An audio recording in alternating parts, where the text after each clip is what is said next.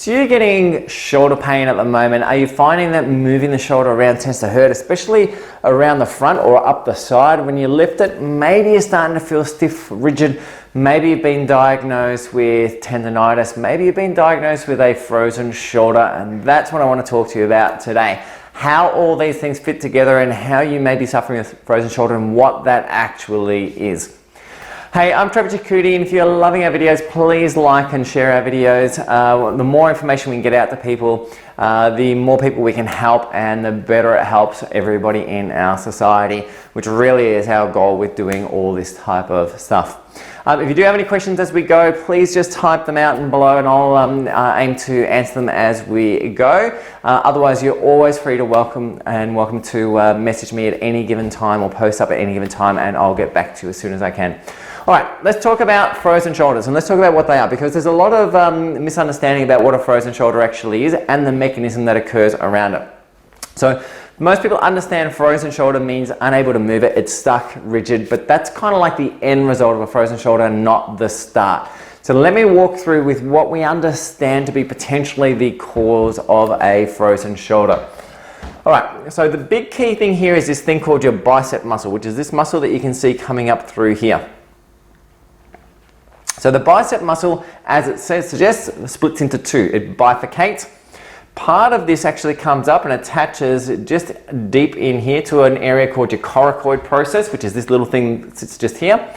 The other part actually continues all the way up through, goes through the shoulder over this groove here, and then attaches onto the shoulder blade itself. And the main reason that we have this muscle is, number one, to allow us to flex our elbow, two, to allow us to flex the shoulder, and three, to also supply a level of anterior support to the shoulder itself. Now, what tends to happen with some people is when we look at the shoulder blade, there's a shoulder blade you can see from behind here. The shoulder blade is a very unique structure because it actually works in unison as like a series of cogs to allow for movement in the arm. So when you move your arm up like this, the arm comes up, and as it gets to somewhere around this area here, it starts getting close to this little point here called your acromion, and when it gets a little bit close to that, the shoulder blade actually rotates, and as it rotates, it opens this joint up and allows the arm to go the rest of the way towards your head. Really awesome mechanism.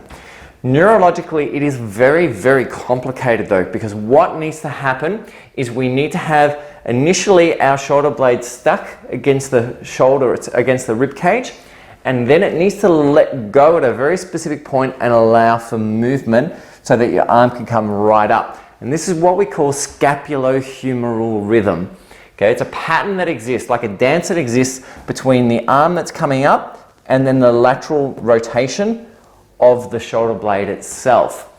So what we tend to see is when we start getting instability around that shoulder blade and it's moving too quickly, we start getting nerve entrapments, specifically ones that affect your suprascapular nerve, which comes down this area here, and one that affects your dorsoscapular nerve, which comes from the front of your neck and then goes down and supplies your rhomboid muscle across the back. So if you imagine from behind, it's basically traversing this pattern here, holding the shoulder blade to your spine itself. And when we start getting these nerve entrapments, we start losing control over the shoulder blade, we lose more and more stability, and we start becoming more and more dependent upon that long head of bicep, that long one that comes all the way up this area here for anterior stability on the shoulder. Problem with that is, after a while of it being used more and more and more, it eventually starts becoming inflamed.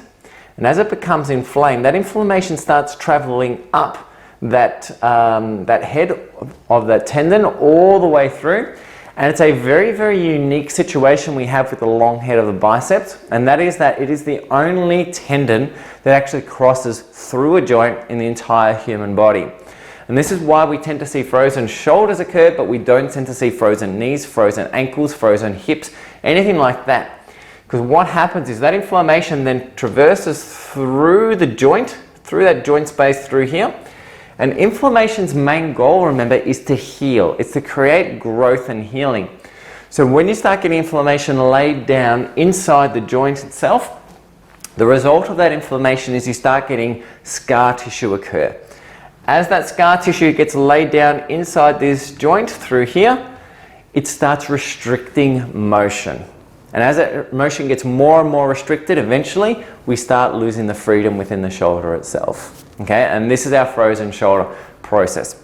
So generally speaking, we end up with 3 processes. So the first one is some form of damage to the shoulder, a loss of scapulohumeral rhythm, and the result of that is inflammation within the tendon itself. And this is often referred to as the acute phase, and this is often where people will have shoulder pain itself. The next phase then is our freezing phase, and this is when we start getting this scar tissue laid down, and this is our healing phase where we're trying to repair the damage that's been done. And then our third phase is the breakdown of that scar tissue and starting to get movement back.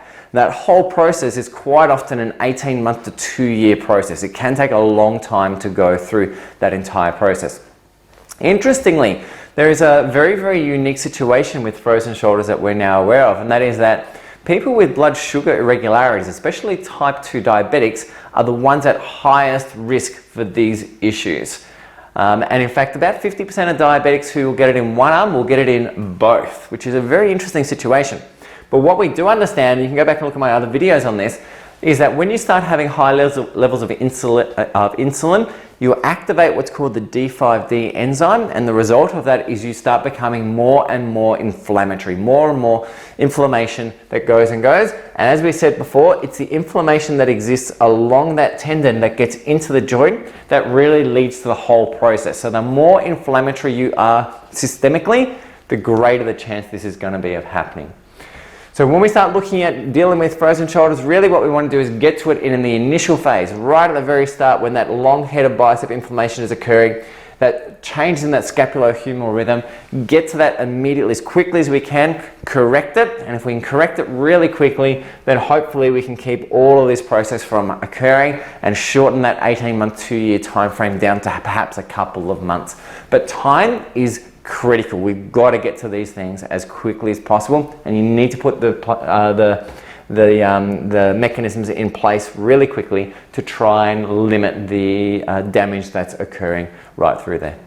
But anyway guys, if you have any questions with frozen shoulders, you want to know more about this type of process or what potentially you can do to help negate it, please just post up below or send me a PM. Always too happy to help.